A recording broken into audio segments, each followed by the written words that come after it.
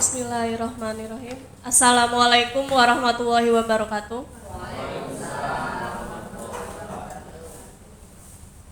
Pertama-tama marilah kita panjatkan puji syukur atas kehadirat Allah Subhanahu wa taala yang telah melimpahkan rahmat dan nikmatnya kepada kita semua sehingga kita semua dapat hadir di sini dalam keadaan sehat walafiat.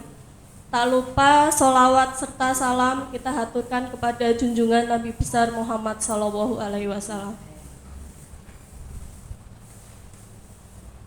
Saya ucapkan terima kasih kepada yang terhormat Ibu Yeni. Terima kasih atas telah memberikan izin kepada saya untuk mengadakan kegiatan diseminasi pada hari ini.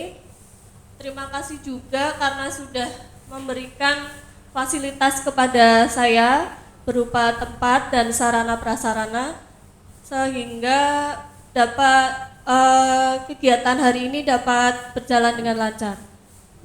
Terima kasih juga kepada Bapak Ibu sekalian yang telah hadir, yang telah menyempatkan waktunya di sela-sela kegiatan pada hari ini.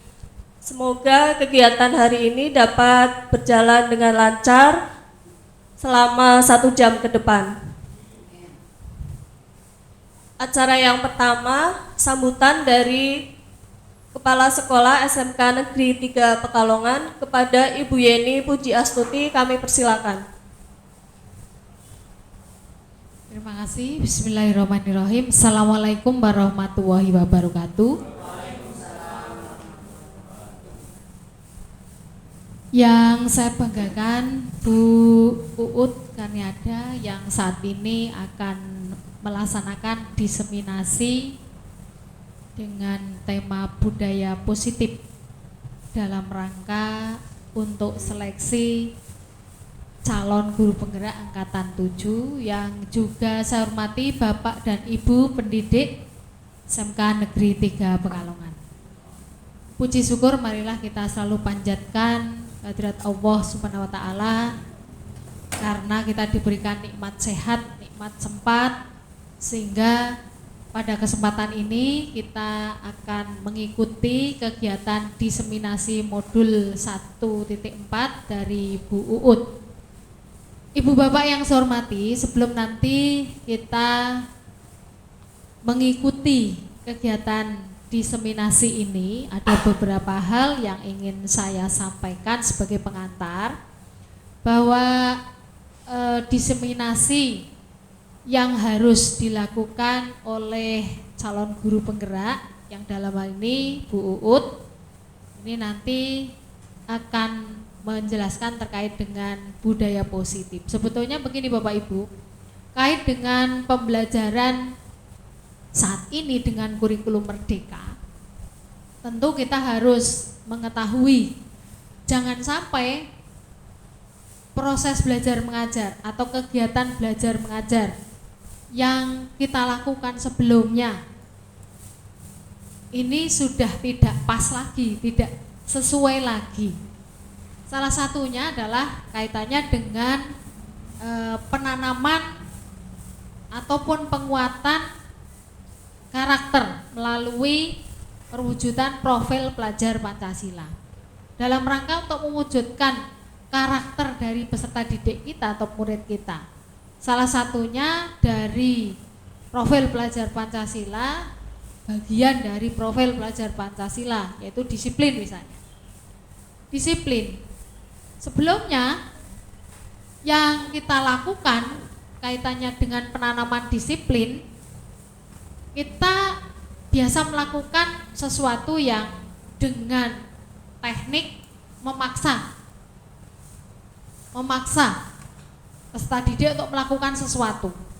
Kemudian ketika peserta didik kita paksa untuk melakukan sesuatu namun kemudian dia melanggar, kita akan memberikan hukuman, sanksi. Biasanya kan seperti itu nggih Bapak Ibu. Sebetulnya kalau kita melakukan hal tersebut itu belum tentu merupakan jaminan akhirnya anak-anak bisa disiplin sesuai dengan apa yang kita inginkan. Sebab kadang-kadang begini Bapak Ibu, meskipun mungkin ada pendapat kita mengatakan bahwa kedisiplinan itu harus dipaksa. Harus dipaksa. Kalau tidak dipaksa, dia tidak akan melakukan kedisiplinan itu. Tapi ternyata Bapak Ibu, ini nanti yang akan dijelaskan oleh Bu Uut yang sudah melakukan hal tersebut, sehingga mudah-mudahan apa yang pernah kita lakukan kaitannya dengan salah satu budaya positif karakter yang harus dimiliki oleh anak-anak itu tidak melalui proses pembelajaran yang keliru yang dilakukan oleh kita semua dengan cara seperti tadi yang saya matur, harus dipaksa. Kemudian kalau dia melakukan kesalahan maka harus dihukum, diberi sanksi begitu. Karena bisa jadi justru tidak muncul disiplin diri, tapi juga bisa jadi muncul sakit hati. Apalagi misalnya ada lagi nih model guru yang selalu memberikan hadiah. Nah ini kan juga ada yang seperti itu ya, memberikan hadiah atau pujian. Nah ini bisa jadi karena harapan kita dengan diberikan hadiah, dengan diberikan pujian, maka akhirnya anak-anak mau mengikuti apa yang menjadi keinginan kita. Sebetulnya yang diharapkan tentu tidak seperti itu. Justru budaya positif dalam arti karakter yang tertanam pada anak-anak itu atas dasar kesadaran dari diri, sehingga tidak akan muncul sakit hati, tidak akan mengharap-harap sesuatu yang nanti diberikan. Ya kalau memang akan diberikan, kalau misalnya kebetulan yang diharapkan, yang dia inginkan berupa hadiah atau pujian tidak bisa didapat, tentu juga akan berdampak gitu. Jadi saya kira itu pengantar dari saya. Mari kita belajar bersama melalui Bu Uut yang ini sudah mendapatkan banyak materi dari para coachnya, sehingga dengan berbagi inilah mudah-mudahan kita semua akan terinspirasi, terbuka bagaimana seharusnya untuk saat ini di kurikulum Merdeka itu kita melaksanakan pembelajaran yang benar. Saya kira itu. Mohon maaf apabila ada hal yang tidak berkenan, apa yang saya sampaikan mungkin keliru pula. Terima kasih. Selamat untuk mengikuti kegiatan diseminasi ini. Saya akhiri, wabillahi taufiq wal hidayah. Wassalamualaikum warahmatullahi wabarakatuh.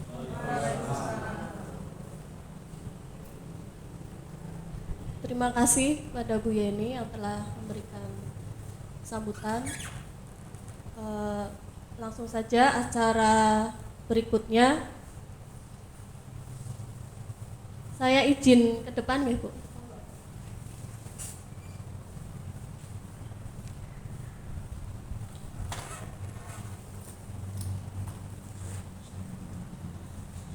Baik Bapak Ibu, langsung saja di sini saya akan melakukan diseminasi modul 1.4 budaya positif. Dan hal ini adalah salah satu materi yang saya dapatkan dari pendidikan guru penggerak. Sebenarnya banyak sekali yang sudah saya dapatkan Bapak Ibu, dan itu pun sedikit membuka pemikiran saya tentang cara mendidik yang dulunya saya istilahnya apa ya, idealis gitu nggih. Saya itu kan mengajar matematika. Sebelumnya itu saya kalau melihat anak yang nggak bisa matematika, padahal sering mungkin hanya penjumlahan, pengurangan, sering mengeluh. Wah, kok hanya hitung-hitungan dasar aja kok nggak bisa. Dan itu membuat saya sering marah nih. Tapi ternyata setelah saya mengikuti pendidikan guru penggerak ini selama kurang lebih 2 bulan yang sudah saya jalani, ini ternyata di sini saya diajarkan, membuka pemikiran saya bahwa anak-anak itu memiliki karakter yang berbeda-beda dan memiliki kemampuan yang berbeda-beda. Dan saya tidak bisa memaksakan anak itu untuk bisa matematika. Jadi saya bisa lebih legowo jika ada anak yang memang tidak bisa pelajaran matematika. Saya berarti mungkin mereka pasti punya kelebihan di bidang lain. Gitu nggih Bapak Ibu.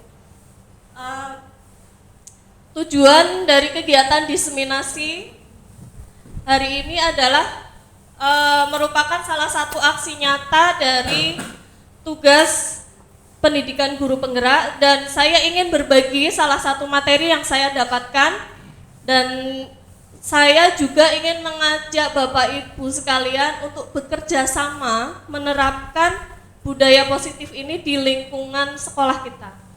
Jadi memang harus saling bersama-sama Bu, ini nggak bisa kita sendiri-sendiri untuk melakukannya.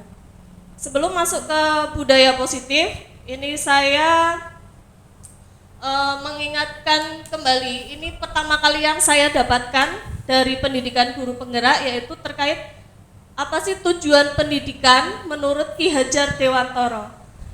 Pendidikan yaitu menuntun segala kodrat yang ada pada anak-anak agar mereka mencapai keselamatan dan kebahagiaan yang setinggi-tingginya, baik sebagai manusia maupun sebagai anggota masyarakat.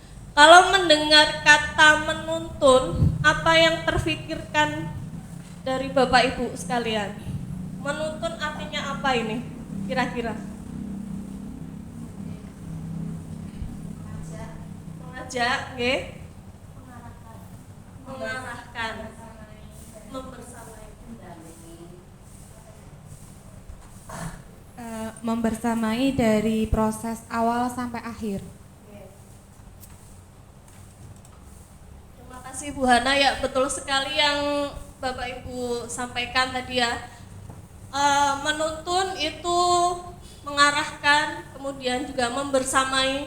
Jadi setiap anak itu memiliki kemampuan awal yang berbeda-beda dan memiliki karakteristik yang berbeda-beda. Jadi tugas kita di sini adalah menuntun, mengarahkan supaya mereka itu dapat mengembangkan apa yang menjadi bakat dari mereka. Seperti yang saya sampaikan tadi, kalau memang tidak bisa matematika, berarti kita bisa mengarahkan ke bakat dan minat yang mereka sukai, yang mereka miliki. Jadi kita di sini mengarahkan bila mereka belok, kita bisa meluruskan kembali. Jadi supaya mereka itu dalam belajar, dalam mendidik tadi ya, mereka itu merasa senang, seperti itu. Oke, lanjut. Budaya positif. Kita juga mungkin sudah pernah mendengar istilah budaya positif ya. Budaya positif di sini di sekolah yaitu nilai dan kebiasaan di sekolah yang berpihak pada murid agar mereka dapat berkembang menjadi pribadi yang kritis, penuh hormat, dan tanggung jawab sesuai profil pelajar Pancasila. Menurut Bapak Ibu sekalian, budaya positif apakah yang sudah menjadi kebiasaan di sekolah kita? Monggo, ada yang mau menyampaikan? Assalamualaikum warahmatullahi wabarakatuh. Salah satu budaya positif terutama peserta didik di sekolah kita yang tidak saya lihat di sekolah lain itu adalah budaya menuntun sepeda motor. Jadi ketika mereka itu baru datang, terus kemudian mereka melepaskan jaket, terus kemudian menuntun motornya sesuai dengan garis yang sudah ditetapkan. Itu mungkin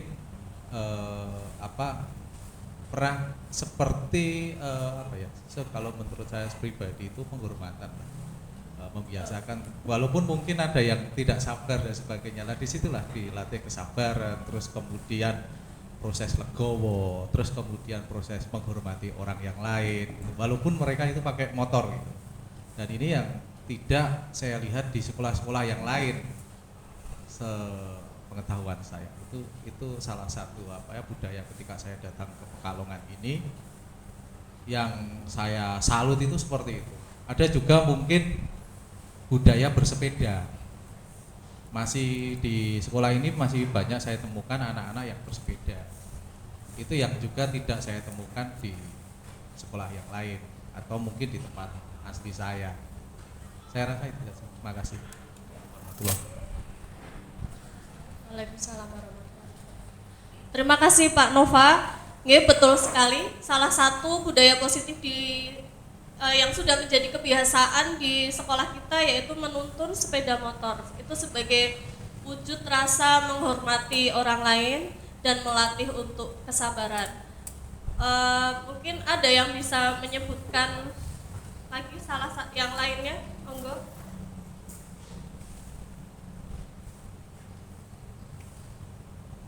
Bu Lestari. Untuk budaya positif yang masih terjaga di sekolah ini antara lain setiap pulang sekolah biasanya siswa masih ada kebiasaan untuk salim sama guru pengajar, yang masih ada seperti itu, dan itu menurut saya satu budaya yang masih perlu dijaga karena itu menunjukkan sikap hormat, sikap menghormati seorang murid kepada gurunya. Terima kasih. Terima kasih Bu Lestari. Ya, betul sekali. Dan salah satu yang kebiasaan yang lain seperti yang Bu Lestari sebutkan tadi yaitu bersalaman pada gurunya atau di sini biasanya istilahnya senyum, salam, sapa gitu. Nah, itu memang sudah menjadi kebiasaan juga di lingkungan sekolah kita dan masih banyak lagi. Nah, di sini kita bersama-sama untuk bisa lebih menjaga dan meningkatkan kembali budaya-budaya positif yang menjadi kebiasaan di lingkungan sekolah kita. Sehingga seperti yang disampaikan tadi, mereka itu menjadi pribadi yang kritis dan penuh hormat serta bertanggung jawab. Dan serta nanti bisa memiliki profil pelajar Pancasila. Konsep dari budaya positif yang akan saya sampaikan yaitu ada beberapa hal. Yang pertama tentang perubahan paradigma belajar, yang kedua tentang disiplin positif, yang ketiga tentang teori motivasi, yang keempat keyakinan kelas, yang kelima kebutuhan dasar manusia, yang keenam 5 posisi kontrol, dan yang terakhir nanti segitiga restitusi.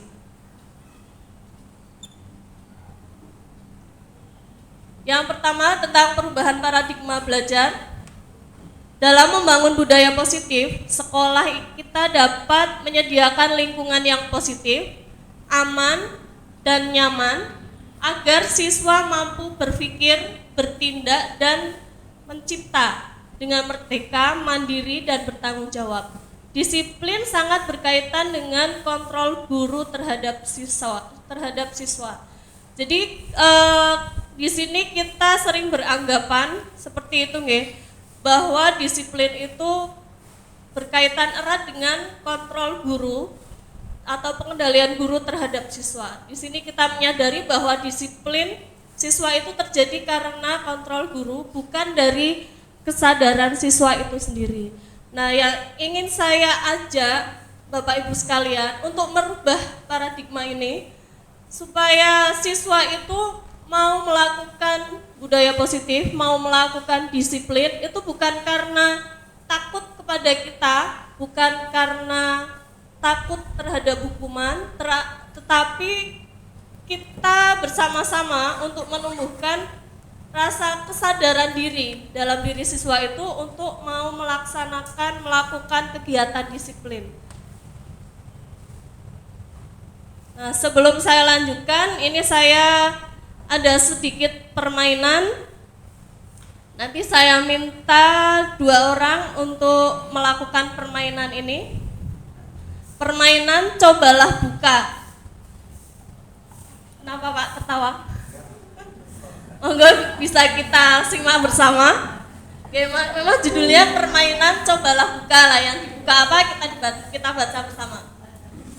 Anda dan teman Anda akan melakukan kegiatan cobalah buka. Jadi ada 2 orang nanti, yang satu sebagai A, yang satu sebagai B. Yang sebagai A, tugasnya adalah mengepalkan salah satu tangan dan nanti membayangkan bahwa dalam kepalan tangan kita itu menyimpan sesuatu yang sangat berharga. Dan Anda perlu menjaga benda tersebut sekuat tenaga karena begitu pentingnya untuk kehidupan Anda, untuk kehidupan kita. Dan tugas B, tugas B itu nanti mencoba dengan segala cara untuk membuka kepalan tangan si A. Dan B nanti boleh dengan kata-kata dengan membujuk, atau mau mengintimidasi, atau mau menggoda, menggelitik, atau apa terserah, dan bahkan mungkin menawari uang agar si A ini bisa membuka kepala tangan. Jadi intinya merayu ya. Monggo saya minta relawan 2 orang maju ke depan.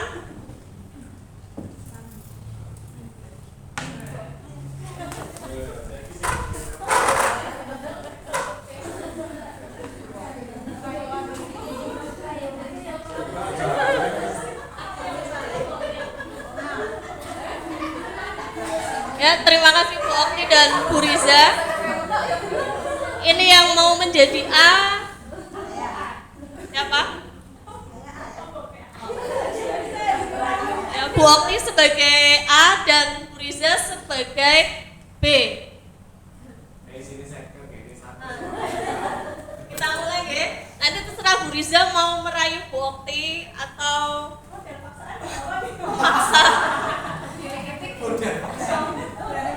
Supaya nanti Bu Okti itu apakah mau membuka kepala tangannya atau akan tetap menutup kepala tangannya? Silakan.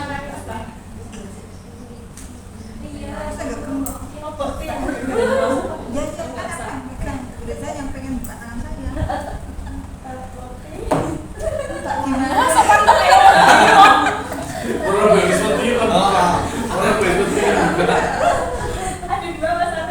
Satu aja.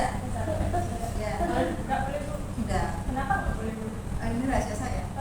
Iya. Rahasia saya? Rahasia bukan itu? Rahasia saya. Tuhan tahu rahasia saya. Iya. Kalau itu Boleh. kalau ini sih? Enggak boleh. Kalau itu boleh kok. Enggak usah. Iya. Saya enggak mau nuka. Kenapa nggak boleh? Saya pikir ini yang pegang.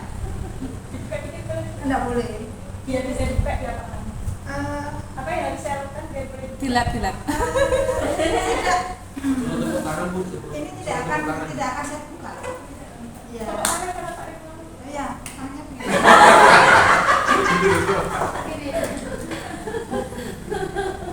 Ini tidak akan saya buka. Yang bukti. Ini sesuatu yang sangat berharga yang saya tidak ingin ada orang lain yang tahu kecuali saya sama Tuhan. Atau menyerah? Jalanan ombe-ombe. Berharga sekali Bu. Sangat berharga. Ditukar dengan waktu tidak bisa. Tidak bisa. Kalau ditukar dengan nyawa. Nyawanya siapa? Nyawanya Bobi. Tidak bisa, Bu. Ini ditukar dengan apapun. Ini adalah sesuatu yang sangat rahasia, jadi tidak akan saya buka. Walaupun saya diganti dengan uang berpuluh juta. Pak Heri. Luar biasa pendiriannya Bu Okti. Panggilin Pak Heri. Oh, menyerah Bu Riza. Aku mau nyerah. Baik, berarti Bu Okti tetap menutup kepala tangannya, nggih? Iya. Baik, terima kasih kepada Bu Riza dan Bu Okti.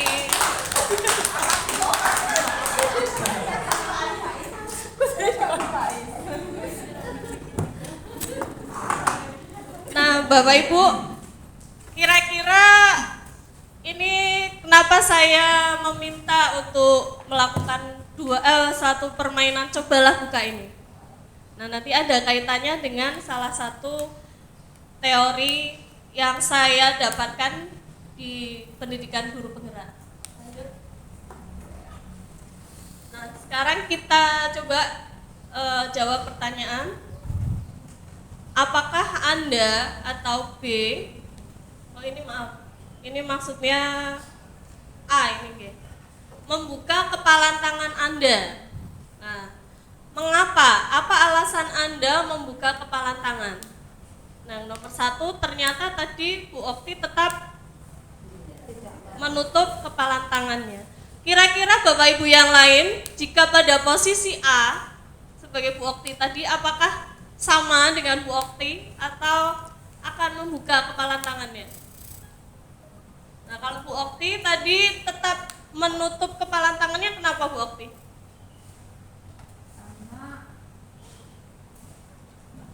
Karena itu rahasia yang saya tidak pengen orang lain tahu tentang apa yang saya bawa. Oke. Terima kasih. Jadi prinsipnya Bu Okti tetap menutup kepalan tangannya karena di situ ada satu hal rahasia, dan mau dengan bujukan rayuan tadi katanya uang 10 juta pun tidak akan dibuka. Kemudian yang kedua, apakah yang tadi berarti kebalikannya dari Bu Okti untuk yang kedua, apakah akan yang tadi membuka nih, yang pertama ya, apakah yang membuka? Yang kedua, apakah tetap menutup kepalan tangan seperti yang disampaikan Bu Okti tadi? Bapak Ibu yang lain, adakah yang berpikir, saya akan membuka kepalan tangan saya kalau ada uang berapa tadi, misal 10 juta. Ada nggak yang berpikiran seperti itu? Ada, malah ya.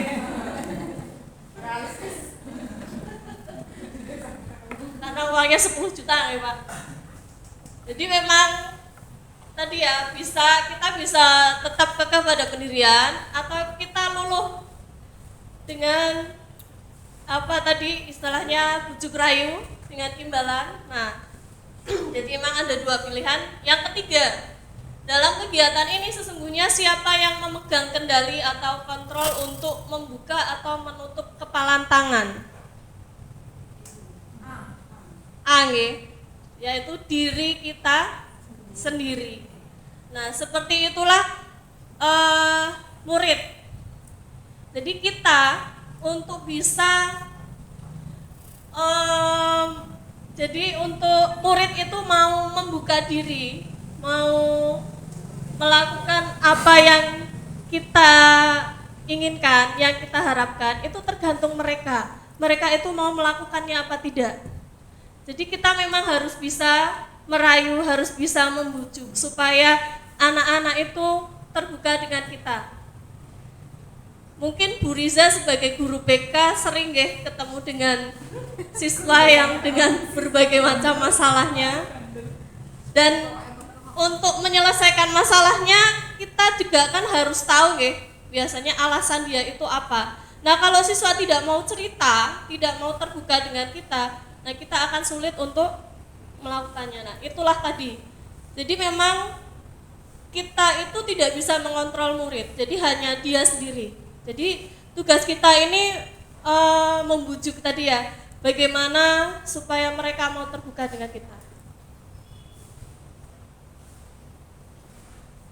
Nah, selanjutnya seorang psikiater dan pendidik Dr. William Glasser dalam kontrol teori atau teori kontrol yang kemudian berkembang dan dinamakan choice theory, meluruskan beberapa miskonsepsi tentang makna kontrol. Yang pertama, tentang ilusi guru mengontrol murid. Ilusi itu berarti yang maksudnya kita menganggap bahwa itu benar, tapi ternyata tidak Bapak Ibu. Seperti tadi, kita seringnya beranggapan bahwa guru itu yang mengontrol murid, tapi tidak. Jadi anak itu yang bisa mengontrol dirinya, mengontrol itu adalah dirinya sendiri. Jadi bukan guru. Tugas kita tadi hanya bisa membujuk, merayu supaya mereka mau melakukan apa yang kita harapkan. Yang kedua, ilusi bahwa semua penguatan positif efektif dapat bermanfaat. Kita juga kadang memberikan suatu penguatan positif, tapi ternyata itu juga kurang bermanfaat untuk bisa mengontrol murid. Yang ketiga, ilusi bahwa kritik membuat orang merasa bersalah dapat menguatkan karakter. Ini juga sering kita lakukan jika ada anak yang melakukan kesalahan, kita justru akan membuat dia merasa bersalah. Seperti misalnya dengan kata-kata, saya sendiri juga pernah, kamu gak kasihan sih sama orang tua kalian yang sudah mencari nafkah, yang sudah membiayai kalian hingga sampai saat ini, kok kamu tapi sekolah hanya kayak gitu aja, malah membuat masalah di sekolah. Nah, itu salah satu contoh membuat rasa bersalah. Yang keempat, ilusi bahwa orang dewasa memiliki hak untuk memaksa. Nah, ini juga kita sering memaksakan kehendak kita kepada anak untuk mau melakukan mungkin salah satu tata tertib yang ada di sekolah. Jadi memang kita seringnya memaksa. Tapi ternyata apakah berhasil dengan memaksa mereka mau melakukan itu dalam waktu yang lama? Biasanya memaksa itu hanya sifatnya sebentar. Mungkin saat itu dia mau melakukannya, tapi esoknya berubah lagi. Nggih napa mboten Bapak Ibu? Nggih, barlen ya. Lanjut. Nah, sekarang lanjut, yang kedua itu tentang disiplin positif. Kalau mendengar kata disiplin, ini kira-kira kita biasanya yang terpikir apa ini kalau disiplin? Tepat waktu. Terus? Sesuai aturan, ya, tata tertib. Dan bahkan mungkin ada juga yang beranggapan bahwa disiplin itu biasanya dikaitkan dengan hukuman. Nah, dalam budaya kita, makna kata disiplin dimaknai menjadi sesuatu yang dilakukan seseorang pada orang lain untuk mendapatkan kepatuhan. Kemudian kita cenderung menghubungkan kata disiplin dengan ketidaknyamanan. Nah, maksudnya di sini biasanya anak kalau melanggar dengan aturan terus ada hukumannya. Nah, ini yang membuat ketidaknyamanan. Seorang psikiater itu yang bernama Diana Gosen dalam bukunya Restructuring School Discipline pada tahun 2001 menyatakan bahwa arti kata disiplin berasal dari bahasa Latin disciplina yang artinya belajar. Jadi sebetulnya disiplin tadi bukan peraturan atau hukuman, dan sebenarnya adalah disiplin itu artinya belajar. Kata disiplin juga berasal dari akar kata yang sama dengan disciple atau murid pengikut. Untuk menjadi seorang murid atau pengikut biasanya seseorang itu harus paham betul akan alasannya mengapa mereka mengikuti suatu aliran atau ajaran tertentu, sehingga motivasi yang terbangun adalah motivasi intrinsik dari dalam diri, bukan ekstrinsik, bukan dari pengaruh luar.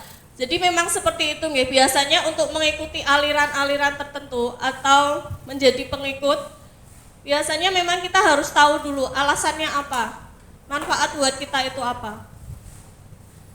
Disiplin diri dapat membuat seseorang menggali potensinya menuju kepada sebuah tujuan, sesuatu yang dihargai dan bermakna. Dengan kata disiplin, dengan kata lain, disiplin diri juga mempelajari bagaimana cara kita mengontrol diri dan bagaimana menguasai diri untuk memilih tindakan. Nilai-nilai yang kita hargai disebut sebagai nilai kebajikan atau sifat positif manusia yang merupakan tujuan mulia yang ingin dicapai setiap individu. Jadi setiap siswa ini kita harapkan untuk mau melakukan disiplin, dia itu mempunyai nilai positif yang mereka yakini dulu. Jadi mereka supaya mau melakukan sesuatu hal, mereka itu harus kita yakinkan dulu. Supaya mereka itu sadar diri untuk melakukan disiplin. Salah satunya tadi juga harapannya mereka dapat menjadi siswa yang berkarakter dengan profil pelajar Pancasila. Jadi tujuan utama dari salah satu pendidikan kurikulum merdeka saat ini. Yang ketiga, tentang teori motivasi. Jadi menurut Diana Goosen, seseorang itu untuk mau melakukan sesuatu ada 3 motivasi perilaku manusia. Pada tingkatan pertama, biasanya kita itu termotivasi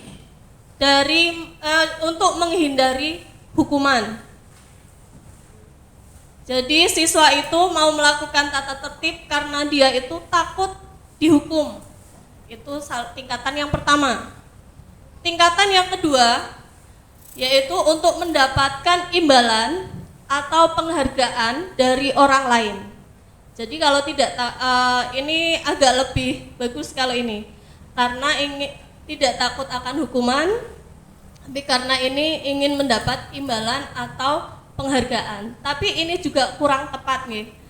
Nah, yang ketiga, tingkatan yang tertinggi tentang motivasi, yaitu untuk menjadi orang yang mereka inginkan dan menghargai diri sendiri dengan nilai-nilai yang mereka percaya. Jadi yang ingin kita bentuk adalah ini, supaya mereka itu, para siswa maupun diri kita sendiri itu memiliki motivasi pada tingkatan yang ketiga. Lanjut. Disiplin itu juga berkaitan erat, tidak terlepas dari istilah hukuman dan penghargaan. Hukuman adalah bentuk pengendalian perilaku seseorang yang bersifat memaksa dan menyakitkan dengan menciptakan identitas gagal. Maksudnya menyakitkan, kadang kita kan kalau memberi hukuman itu dengan hukuman fisik ya, atau hukuman verbal dengan kata-kata. Sebetulnya saya juga kadang melakukannya nih. Nah itu makanya kita setelah ini, contoh yang apa Bu? Menyebabkan identitas gagal. Nah contohnya misalkan ada anak yang di kelas misal tidur, dengan sebetulnya dia tidur itu mungkin ada banyak alasannya, tapi kita kadang tidak mau tahu alasannya. Kita mesti, contohnya saya sendiri ya, saya juga sering si isuk kok masih pagi kok sudah tidur, lah kamu mau jadi apa nantinya? Nah kayak gitu. Contohnya mungkin ada ya itu nggih, masih pagi, baru berangkat sekolah, kok di kelas sudah tidur. Kadang kita kan kesal sendiri dan akhirnya muncul kata-kata, lah kamu nantinya mau jadi apa?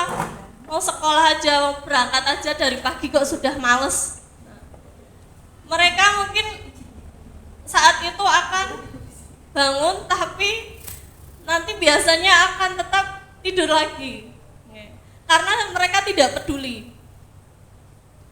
Yang kedua, penghargaan adalah bentuk pengendalian perilaku seseorang dengan sesuatu benda atau peristiwa yang diinginkan, yang dibuat dengan persyaratan.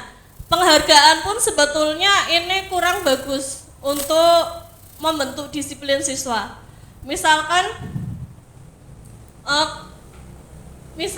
seperti ini, kalau kamu mau, biasanya ini seringnya sih mungkin anak SD nih.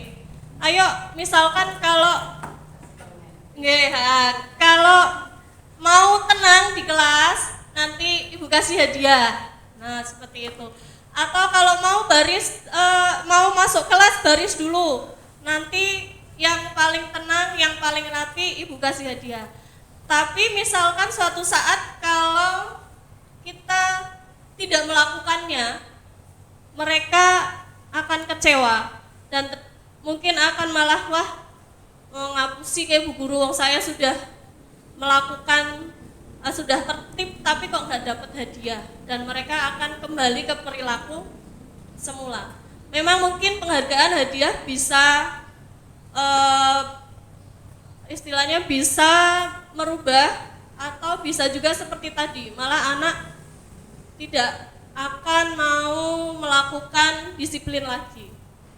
Lanjut.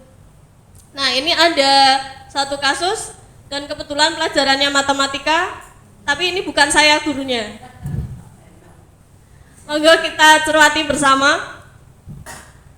Iva kurang menguasai pelajaran matematika, sehingga pada saat pelajaran tersebut berlangsung, dia lebih banyak berdiam diri atau menggambar di buku pelajarannya. Nah, ini juga saya sering menjumpai juga siswa yang seperti ini. Pada saat guru matematikanya, Pak Seno, menanyakan pertanyaan, Iva menjadi gugup dan tak sengaja menjatuhkan tasnya dari kursi, serta tiba-tiba menjadi gagap pada saat berupaya menjawab. Seluruh kelas pun tertawa melihat perilaku Iva yang berbicara tergagap dan terkejut tersebut. Pak Seno pada saat itu membiarkan teman-teman Iva menertawakan Iva yang tergagap dan malu luar biasa. Dan malahan Iva diminta untuk maju ke depan dan berdiri di depan kelas sambil menunjuk hidungnya karena tidak bisa menjawab pertanyaan Pak Seno. Kelas makin gaduh dan anak-anak pun tertawa melihat Iva di depan kelas memegang ujung hidungnya. Alhamdulillah ini saya tidak pernah melakukan hal seperti ini. Ini contoh di sekolahan lain ya. Lanjut, nah sekarang pertanyaannya, apakah Bapak Ibu sekalian setuju dengan tindakan Pak Seno terhadap Iva? Mengapa? Tentunya tidak nggih. Kenapa?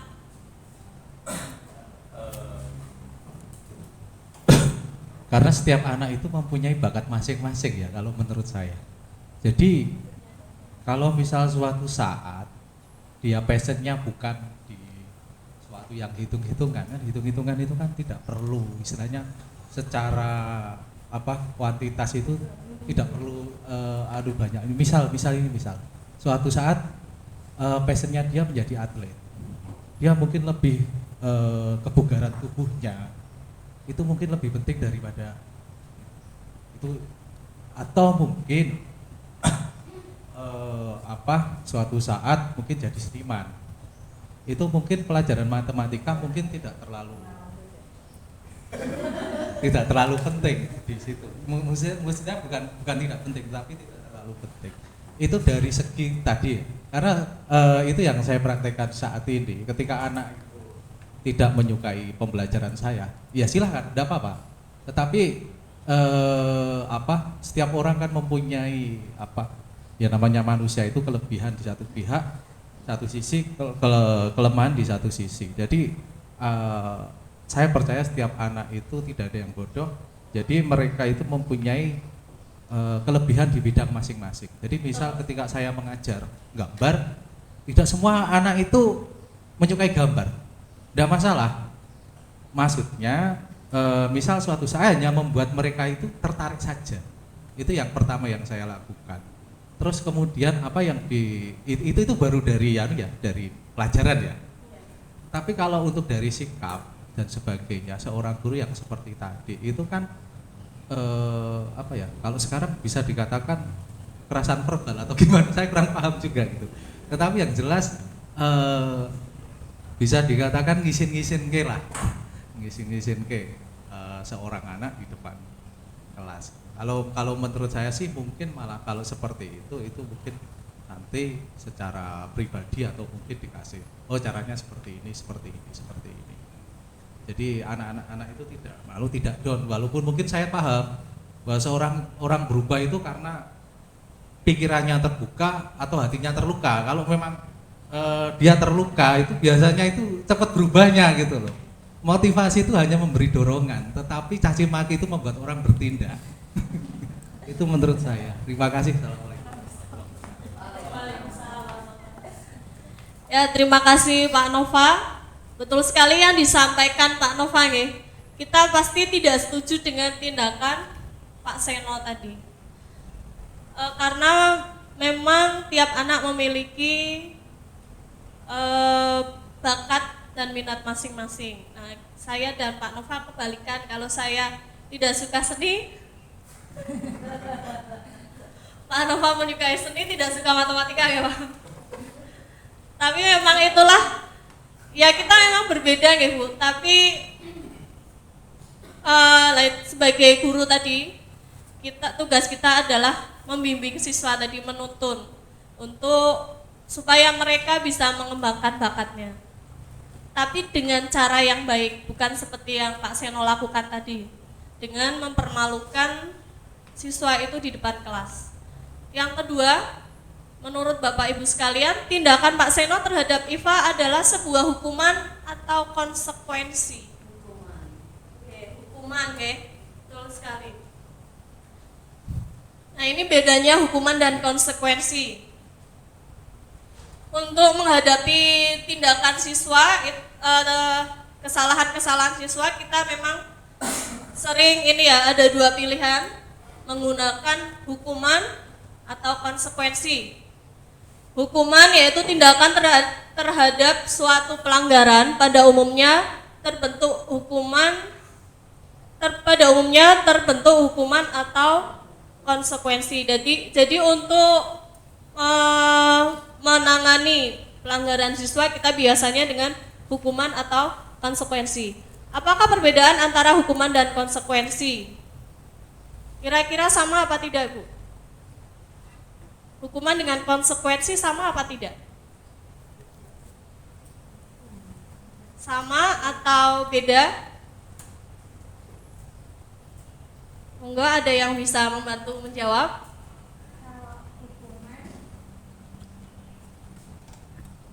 Mungkin kalau hukuman itu berdasarkan tata tertib atau ketentuan, kalau konsekuensi itu kesepakatan, betulkah? Ya. Terima kasih Bu Hana, betul sekali. Itu tadi samanya adalah sama-sama untuk menangani pelanggaran tadi ya, tapi bedanya tadi menurut Bu Hana, kalau hukuman itu biasanya berdasarkan aturan, dan kalau konsekuensi itu ada kesepakatan terlebih dahulu. Ini lanjut. Kelihatan nggak Bapak Ibu? Mungkin bisa diperbesar. Nah, ini ada beberapa tindakan guru dalam menangani pelanggaran siswa.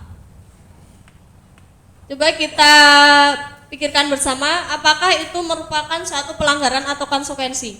Yang pertama, siswa minta mencatat 100 kali dalam buku dengan kalimat saya tidak akan terlambat lagi karena terlambat ke sekolah. Kira-kira hukuman atau konsekuensi? Hukuman. Kenapa hukuman? Oh betul, tidak ada manfaatnya. Pak Nirmala. Saya kesel ya Bu. Yang kedua, lari mengelilingi lapangan basket 2 kali karena terlambat hadir di sekolah, apalagi ini ya. Nah, seharusnya boleh apa tidak ini? Menyehatkan.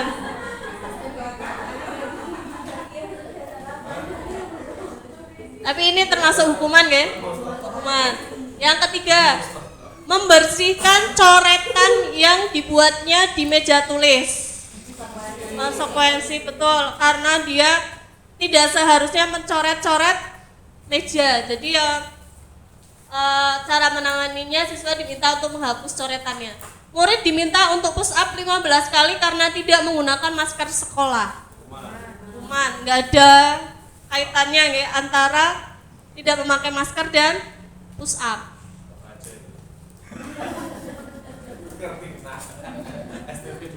Menggantikan kertas tugas temannya yang dicoret-coret.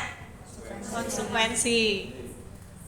Berjemur di lapangan basket pukul 12 siang karena mengobrol dengan teman. Hukuman, nggak pas ge. Mau pelanggarannya ngobrol sama temannya kok malah dijemur. Harusnya dikatain tuh.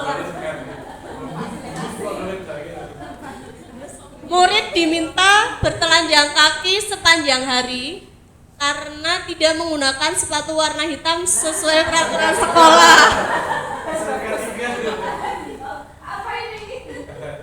Ini hukuman apa konsekuensi? Hukuman nggih, karena itu tadi aturannya. Mungkin nanti kita bisa memikirkan bersama ini kira-kira apa ini? Konsekuensinya apa? Nah, itu nanti yang menjadi PR kita. Sampai mana tadi? Murid berdiri di depan kelas sambil mengangkat satu kaki karena tidak bisa menjawab pertanyaan. Ini juga sudah tidak boleh lagi jelasnya.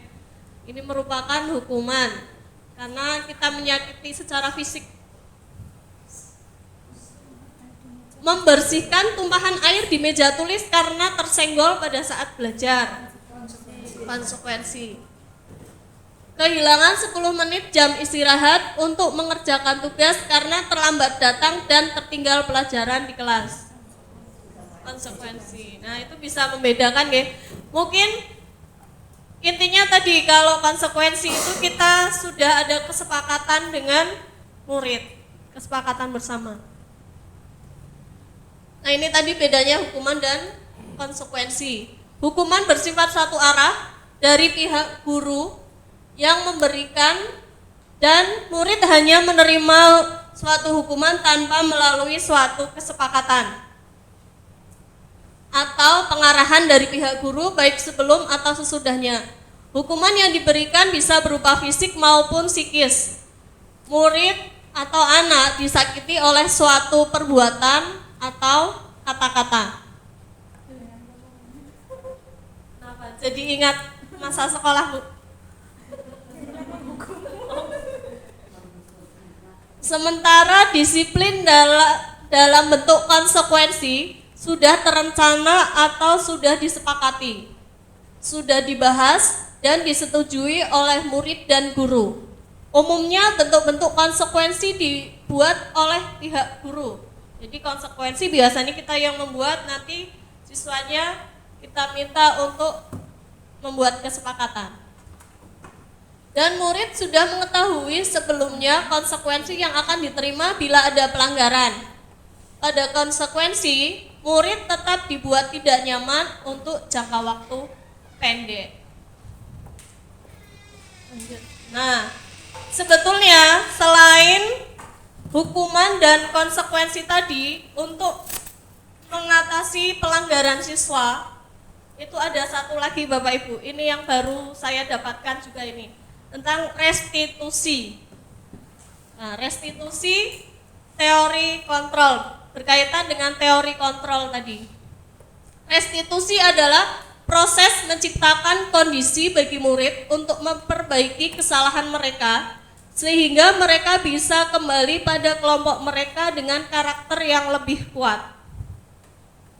Restitusi juga adalah proses kolaboratif yang mengajarkan murid untuk mencari solusi untuk masalah dan membantu murid berpikir tentang orang seperti apa yang mereka inginkan dan bagaimana mereka harus memperlakukan orang lain. Jadi di sini siswa kita itu bersama dengan siswa untuk mencari solusi tentang pelanggaran yang mereka lakukan. Jadi kita ajak diskusi bersama, kira-kira jika melakukan pelanggaran itu dia mau apa? Melalui pendekatan restitusi, ketika murid berbuat salah, guru akan menanggapi dengan mengajak murid berefleksi tentang apa yang dapat mereka lakukan untuk memperbaiki kesalahan mereka sehingga mereka menjadi pribadi yang lebih baik dan menghargai dirinya. Nah, ini harapannya kita bisa melakukan yang akan kita lakukan jika menjumpai pelanggaran siswa, yaitu dengan restitusi tadi. Yang ketiga, yang selanjutnya ini membuat suatu keyakinan kelas. Keyakinan kelas atau di sini mengapa keyakinan kelas? Mengapa tidak peraturan kelas? Jadi menuju ke yang dalam menghadapi pelanggaran tadi, jadi sebelum kita hindari sebisa mungkin untuk menghindari melakukan suatu hukuman. Nah, dari awal, oleh karena itu dari awal nanti kita usahakan untuk melakukan yang namanya keyakinan kelas. Ini lebih bagus lagi kalau yang melakukan ini adalah Bapak Ibu Wali kelas, itu di awal pertemuan.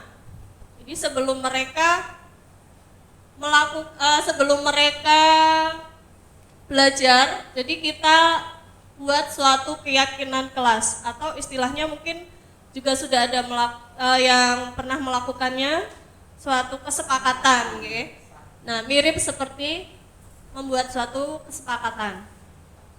Mengapa kita memiliki peraturan tentang penggunaan helm pada saat mengendarai kendaraan roda 2 atau motor? Mengapa kita memiliki peraturan tentang penggunaan masker dan mencuci tangan setiap saat? Ini kira-kira untuk apa? Kenapa kalau naik motor itu harus memakai helm? Dan untuk saat ini masa pandemi juga mengapa kita disuruh memakai masker kok mau? Terus juga mencuci tangan setiap saat. Kira-kira kenapa ini? Kalau kita naik motor kok mau sih kita disuruh pakai helm? Kita tahu manfaatnya. Jadi yang kita inginkan ini tadi. Jadi kita dalam mendisiplinkan siswa itu sebisa mungkin memahamkan siswa tentang manfaat dari setiap disiplin yang kita inginkan. Nilai-nilai keselamatan atau kesehatan inilah yang kita sebut sebagai keyakinan. Jadi walaupun nggak ada polisi pun kita akan tetap memakai memakai helm karena untuk keselamatan diri kita sendiri. Jadi itu yang namanya keyakinan. Jadi ya kita yakin kalau memakai helm, memakai masker itu untuk keselamatan diri kita sendiri dan untuk kesehatan. Keyakinan yaitu nilai-nilai kebajikan universal yang disepakati secara tersirat dan tersurat, lepas dari latar belakang suku, negara, bahasa maupun agama. Seseorang akan lebih tergerak dan bersemangat untuk menjalankan keyakinannya daripada hanya sekedar mengikuti serangkaian peraturan tertulis tanpa makna. Murid-murid pun demikian. Mereka perlu mendengarkan dan memahami arti sesungguhnya tentang peraturan-peraturan yang diberikan. Dan apa nilai-nilai kebajikan di balik peraturan tersebut? Apa tujuan utamanya dan menjadi tidak tertarik atau takut sehingga hanya sekedar mengikuti serangkaian peraturan-peraturan yang mengatur mereka tanpa memahami tujuan mulianya. Keyakinan kelas adalah kesepakatan kelas yang dibuat berdasarkan nilai-nilai kebajikan universal. Dalam membentuk keyakinan kelas bersifat lebih abstrak daripada peraturan yang lebih rinci dan konkret. Keyakinan kelas berupa pernyataan-pernyataan universal. Pernyataan keyakinan kelas senantiasa dibuat dalam bentuk positif. Keyakinan kelas hendaknya tidak terlalu banyak sehingga mudah diingat dan dipahami oleh semua warga kelas. Semua warga kelas hendaknya ikut berkontribusi dalam membuat keyakinan kelas lewat kegiatan curah pendapat. Jadi dalam membuat keyakinan kelas, kita meminta semua siswa untuk menuliskan keyakinan mereka masing-masing. Kira-kira yang ingin dilakukan apa? Tapi tetap kita arahkan dalam kegiatan yang positif. Ini ada contoh, saya sudah mencoba praktek di kelas.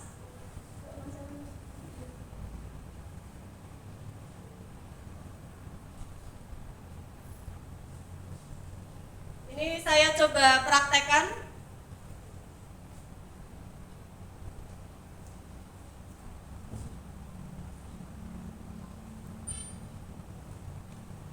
Yang pertama nanti kita sosialisasi dulu ke siswa apa itu keyakinan kelas. Sehingga mereka nanti paham apa yang akan kita lakukan. Nah, ini contoh-contoh juga nilai kebajikan. Ini kita sampaikan juga kepada siswa apa saja nilai kebajikan. Nah, ini saat saya sosialisasi, ini di kelas 10 TT 3.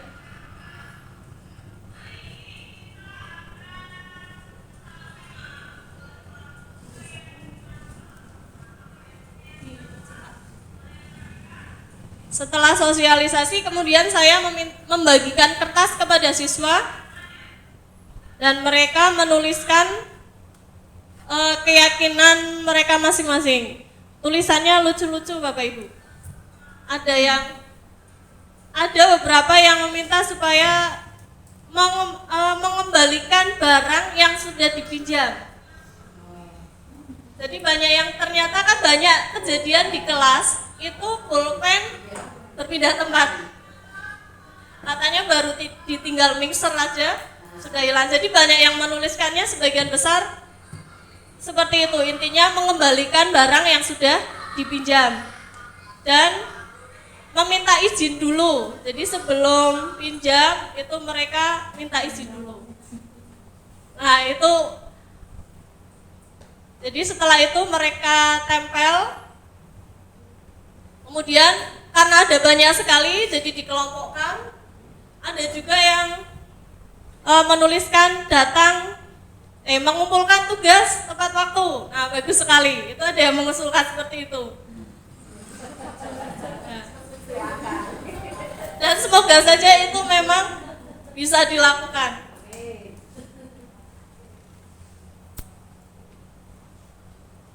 Terus, yang selanjutnya ini tentang kebutuhan dasar manusia. Coba kita amati bersama. Ini ada satu cerita. Jadi setiap tindakan kita itu tidak terlepas dari kebutuhan dasar yang ingin kita penuhi. Itu Bu Ambar, guru wali kelas 2A di SD Pelita Hati, sedang bingung menghadapi ulah salah satu murid di kelasnya. Beberapa anak di kelas 2A telah datang padanya dan mengeluhkan Doni yang seringkali meminta bekal makan siang mereka dengan paksa. Jika Anda menghadapi situasi seperti Bu Ambar, apa yang akan Anda lakukan? Menurut Anda kira-kira alasannya Doni untuk melakukan hal itu apa? Kira-kira apa? Mencari perhatian. Ada lagi? Selain mencari perhatian? Kelaparan, betul. Nggak sanggup. Jadi banyak alasan ya. Nah itu yang harus kita tahu. Jadi kita harus untuk contoh tadi, jadi sebagai guru, sebagai Bu Ambar tadi nggak langsung menghukum atau memberikan sanksi apa. Tapi harus tahu dulu alasannya dia apa. Apa karena tadi katanya lapar, terus karena cari perhatian. Jadi seluruh tindakan manusia memiliki tujuan tertentu. Semua yang kita lakukan adalah usaha terbaik kita untuk mendapatkan apa yang kita inginkan. Ketika kita mendapatkan apa yang kita inginkan, sebetulnya saat itu kita sedang memenuhi satu atau lebih dari satu kebutuhan dasar kita. Sebetulnya di sini ada 5 dasar ya, kebutuhan dasar manusia. Yang pertama yaitu bertahan hidup. Yang kedua itu kebutuhan akan kasih sayang dan rasa diterima. Oh ya, contohnya yang Doni tadi, berarti kalau jawabannya Doni itu karena lapar, berarti karena memang dia untuk memenuhi kebutuhan hidup, kebutuhan dasar hidup ya, sandang, papan, pangan. Yang kedua karena kasih sayang dan rasa diterima. Jadi Doni itu mungkin hanya mencari perhatian, karena mungkin di rumahnya dia kurang kasih sayang, akhirnya dia memenuhi kebutuhan dia akan kasih sayang itu di sekolah atau cari perhatian tadi. Yang ketiga, kebebasan.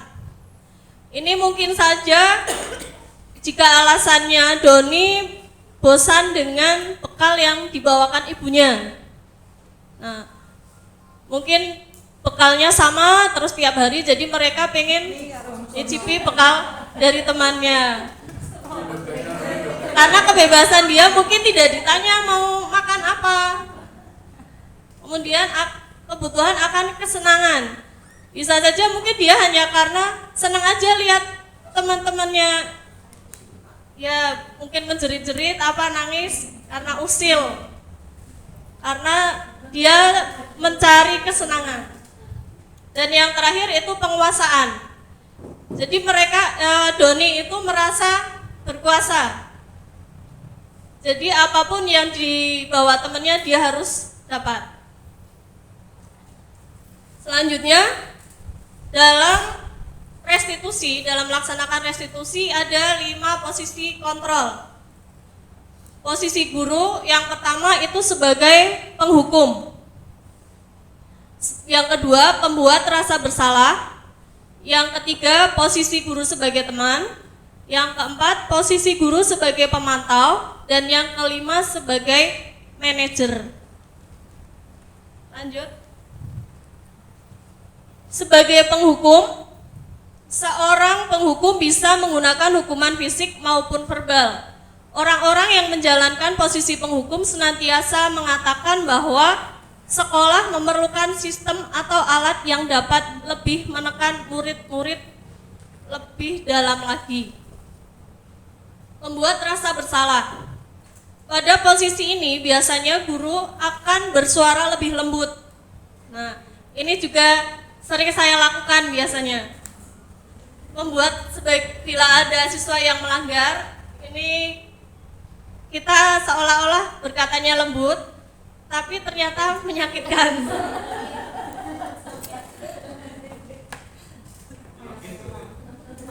Nah, kemudian kadang kita juga memposisikan diri sebagai teman. Guru pada posisi ini tidak akan menyakiti murid, namun akan tetap berupaya mengontrol murid melalui persuasi. Posisi teman pada guru bisa negatif ataupun positif. Kadang kita seolah-olah menjadi teman yang ya udah nanti bapak yang urus, ibu yang urus, nah seperti itu. Itu positifnya kita bisa lebih dekat dengan murid, tapi bisa juga negatif.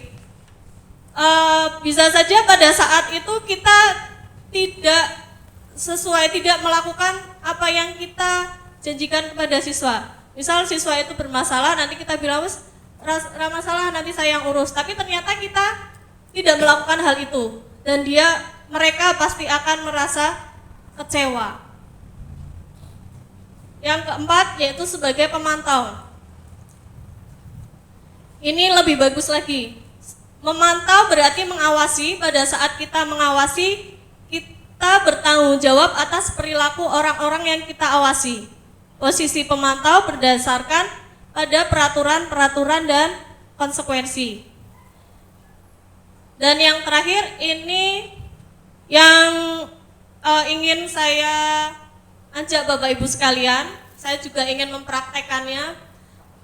Kita usahakan dalam menghadapi masalah siswa itu berada pada posisi ini. Walaupun mungkin kita pertama sebagai penghukum, sering ya, saya juga sering mungkin sebagai penghukum. Nah, kita tingkatkan lagi tadi dari sebagai penghukum, kadang juga kita sebagai membuat rasa bersalah tadi, dan kita coba ini di sini. Kita coba memposisikan diri sebagai manajer. Posisi terakhir manajer adalah posisi di mana guru berbuat sesuatu bersama dengan murid, mempersilahkan murid mempertanggungjawabkan perilakunya, mendukung murid agar dapat menemukan solusi atas permasalahannya sendiri. Seorang manajer telah memiliki keterampilan di posisi teman maupun pemantau. Dan dengan demikian bisa jadi sewaktu-waktu tertentu kembali pada kedua posisi tersebut bila diperlukan. Jadi bisa menjadi teman, bisa menjadi pemantau, dan usahakan kalau bisa jangan jadi penghukum ya. Kita usahakan hindari pada posisi penghukum. Nah, dalam posisi manajer dalam menghadapi masalah siswa ini kita lakukan ada satu metode lagi nih, satu metode yang baru juga saya dapatkan yaitu yang namanya segitiga restitusi. Suatu proses dialog yang dijalankan guru atau orang tua agar dapat menghasilkan murid yang mandiri dan bertanggung jawab. Mas, minta tolong sebentar video.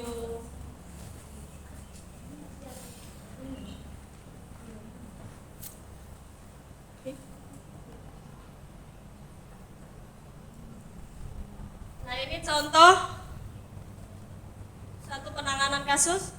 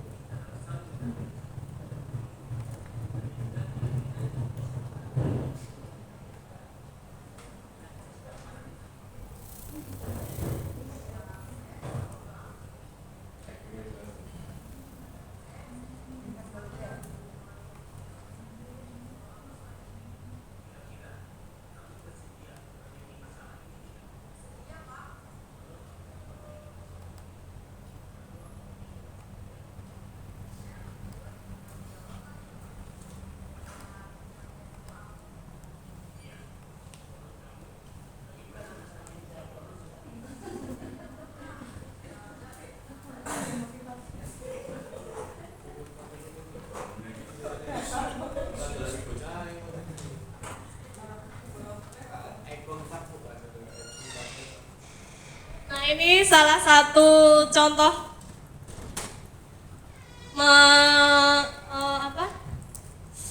menangani pelanggaran siswa tadi yang tadinya siswa nadanya tinggi, emosi menjadi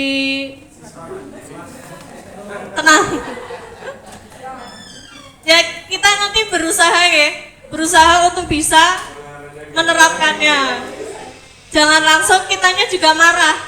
Jadi kalau anaknya masih dalam kondisi marah, kita juga marah nggak ketemu nanti.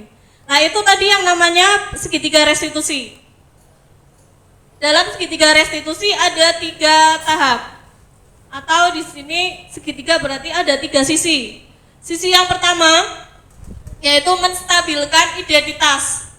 Pada tahap ini guru itu menstabilkan identitas siswa yang semula menjadi identitas gagal seperti melakukan pelanggaran tadi.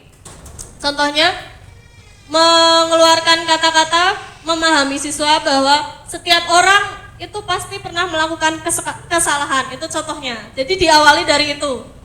Anak-anak berbuat salah, kita keluarkan kata-kata, memang setiap orang pasti bisa melakukan kesalahan.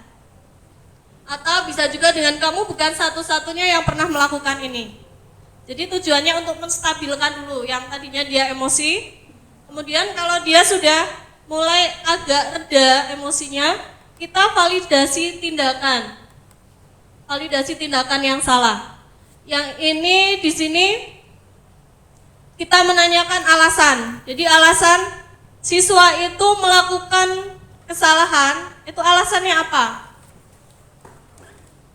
Kemudian adakah cara yang lebih efektif untuk mendapatkan apa yang kamu butuhkan? Misalkan tadi seperti bentak-bentak temennya, kira-kira selain bentak-bentak kamu harusnya seperti apa? Dan yang terakhir menanyakan keyakinan kelas.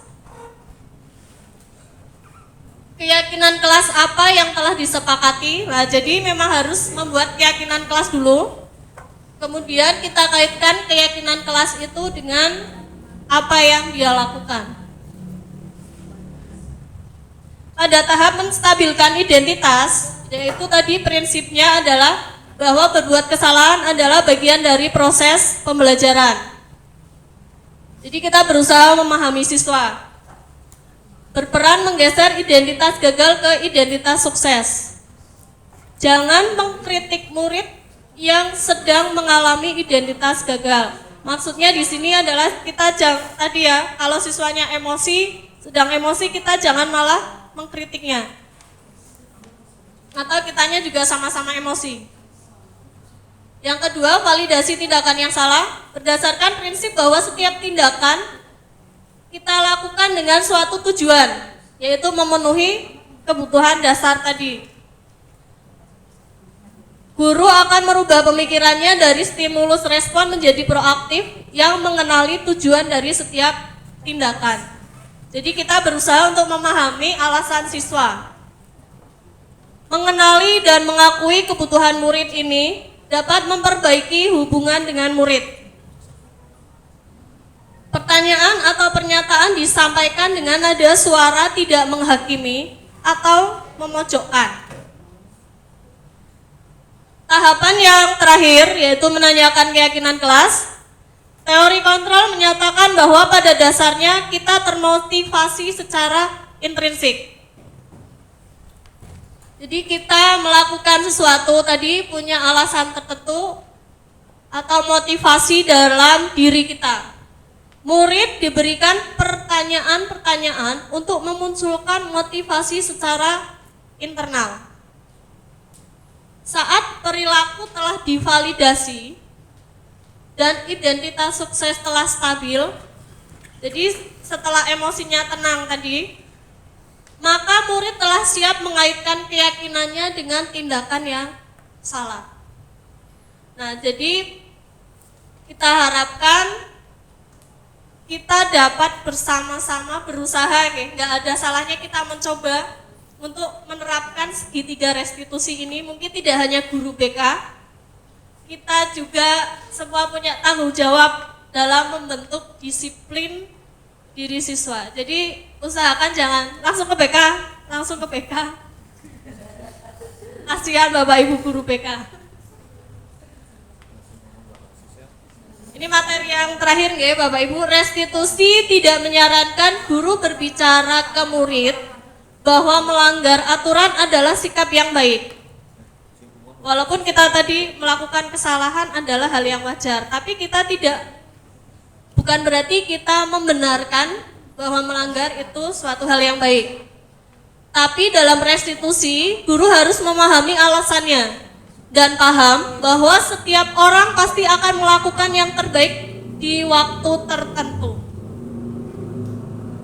Sebuah pelanggaran aturan seringkali memenuhi kebutuhan anak akan penguasaan atau power, walaupun seringkali bertabrakan dengan kebutuhan yang lain, yaitu kebutuhan akan kasih sayang dan rasa diterima atau love and belonging. Kalau kita tolak anak yang sedang berbuat salah, dia akan tetap menjadi bagian dari masalah. Namun bila kita memahami alasannya melakukan sesuatu, maka dia akan merasa dipahami. Jadi penerapan segitiga restitusi ini juga tergantung kesalahan siswa. Kesalahannya itu apakah sepele atau suatu kesalahan yang besar. Jadi memang tidak harus semua ketiga sisi tadi dilakukan. Kalau kesalahannya sepele ya kita bisa langsung menanyakan, misal alasan kamu apa? Jadi tidak harus ketiganya tadi, tergantung berat atau tidaknya kesalahan siswa. Terima kasih Bapak Ibu sekalian. Ini sekian dari saya berbagi ilmu. Mudah-mudahan setelah ini kita bersama berusaha untuk mencoba melakukan budaya-budaya positif tadi di sekolah, dengan tujuan siswa itu merasa nyaman di sekolah. Walaupun memang berat nggih Bapak Ibu. Malah apa iya bocah bisa ya, kita coba dulu. Kita coba, dan kita cobanya tidak hanya sekali dua kali memang. Kita harus terus dan konsisten dalam menciptakan budaya positif ini di sekolah kita. Sekian dari saya. Wassalamualaikum warahmatullahi wabarakatuh.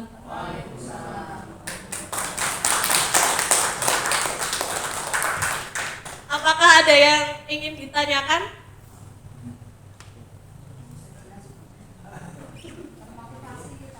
Yang membuat kita termotivasi. Assalamualaikum warahmatullahi wabarakatuh. Sebelumnya saya mungkin mewakili teman-teman mengucapkan banyak-banyak terima kasih kepada Bu Uut Karniada dan Bu Yurfi ya. Karena apa? Telah dilibatkan pada acara yang luar biasa ini ya. Otomatis ini memberi cambuk dan memberi motivasi kepada kami atas ilmu-ilmu yang sudah diberikan, dan semoga ilmu itu, diseminasi ini bisa menular ke kami dan kami akan mempraktekkan kepada anak-anak untuk peserta didik kita yang lebih maju, untuk generasi muda yang lebih baik, lebih mencerahkan, dan masa depan Indonesia yang lebih menantang, lebih cerah.